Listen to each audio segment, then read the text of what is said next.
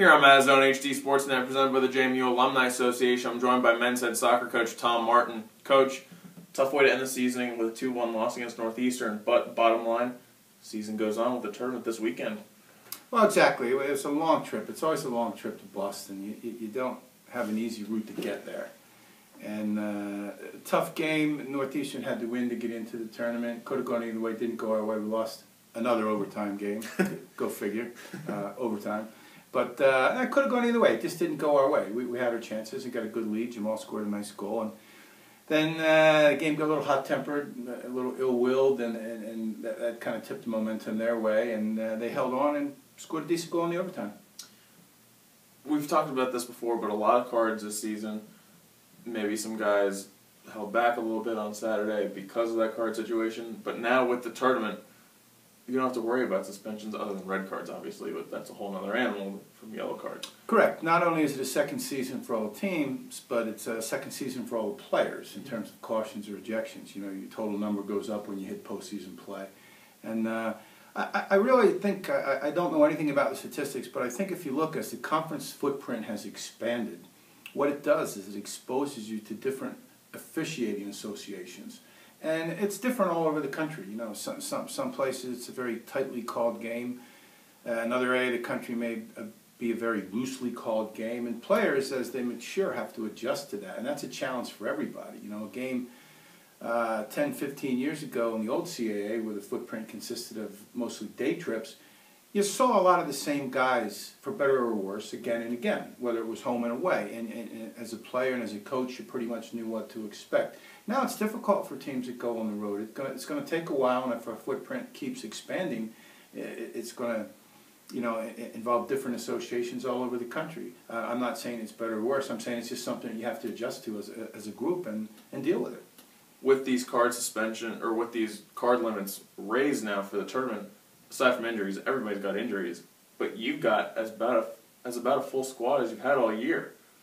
Well, we do. This has been a year with some adversity that was totally out of our control. You know, we've had a number of concussions, and with the new NCAA protocol on head injuries, and rightfully so, you've got to be overly cautious. And we've lost kids for extended periods of time and have a couple out now with concussions. But on the other side, we're getting some people back, which is good. You know, Steve Mashinsky's back now. Daniel Simpson's back. You know, both our goalkeepers are healthy. We're getting to the point that we probably have, with the exception of one or two kids, one of our more complete rosters to select who plays on that day from. Using that full roster, tough match against Hofstra in the first round of the tournament. Difficult match, and I think it's more a difficult match because of a couple reasons. One, it's another long road trip. And we're at the point where we're still having trouble getting our transportation worked out. This is a weird weekend. Every JMU team is just about on the road. Everybody just about, yeah. So it's difficult. Now, it's Tuesday as we speak, and normally we'd have that stuff ironed out by now, so that it's still a work in progress.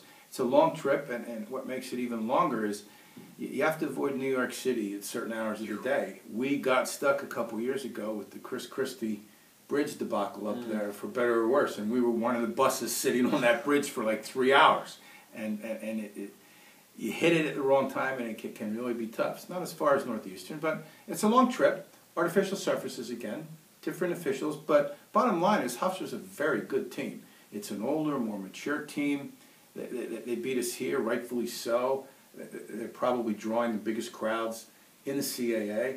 And when they discontinued the football program a number of years ago, soccer became the big fall attraction. You know, Parents' Weekend, homecoming, etc. It's in a soccer hotbed. They draw well. Coaches are good guys.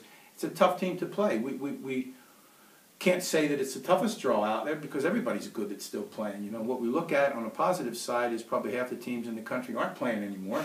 We're still playing, and now they're all one-game seasons. Everybody starts from scratch with a clean slate. You had them down here on senior day. What can you pull from that game that you can look to either work on or look to key in on leading into this game?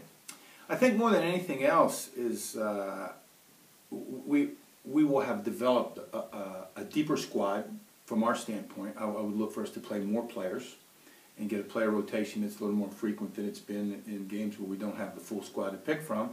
I also think that we've learned some things that they're very dangerous in certain situations, very explosive on a counterattack. But to sum it up, I think what we've learned from playing them the first time is we have a lot of respect for them. We're not afraid of them, but we have a lot of respect. We know where they're strong, and they isolated a couple areas where we were either disorganized or not really all together on. And we finally figured it out towards the end of the game. The momentum started to swing, but we just didn't have enough time or enough luck to get back in the game. I think respect is the biggest thing. I mean, they're not going to do anything different. You know, they're going to come at you and throw their best cards at you, and they're very good cards to have, and we'll see what happens. I think one of the real keys is that we have to start quickly. And soccer is not a game usually where there's a lot of goals. And by starting quickly, I mean, we have to kind of weather the storm. They'll press us high early. They'll really come at us and try to get that first goal. And we've got to weather that storm and find a way to keep hold of the ball for periods of time to take them out of their game. It's winner and go home time. JMU travels to Hofstra Saturday night for a 7 o'clock match in Hempstead, New York. Coach, thanks so much for joining us and best of luck. Thank you very much.